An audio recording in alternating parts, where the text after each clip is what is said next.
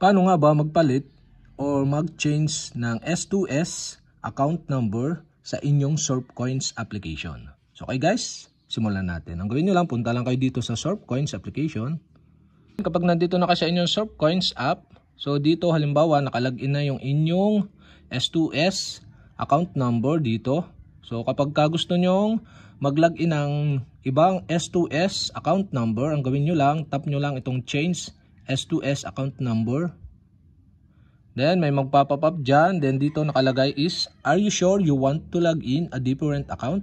So tap nyo lang yung OK button. Then okay, pwede na tayo mag-login ng different or ibang account number.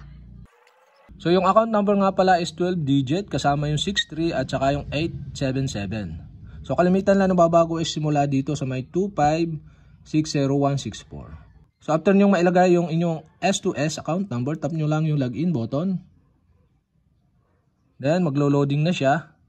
Then okay guys, kailangan uli ng verification. Kailangan ng OTP o one-time password. So yun na nga guys, may na-receive na tayo na OTP o one-time password. Kailangan lang nating ma-type dito. So kailangan mong mailagay sa loob ng 5 minuto. So may oras dito, kailangan mong mailagay agad para walang maging problema. So type na natin 973025. So type natin 973025. Then once na i-type nyo na, tap nyo yung submit button.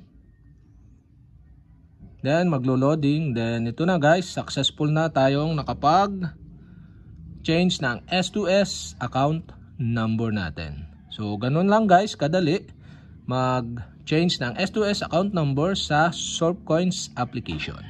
So sana nakatulong itong video na to. Then kapag hindi ko pa kayo subscriber, mag-subscribe lang kayo sa aking YouTube channel. Click nyo lang ang subscribe button at ang bell para updated kayo sa aking mga video like this. Okay? Thanks for watching.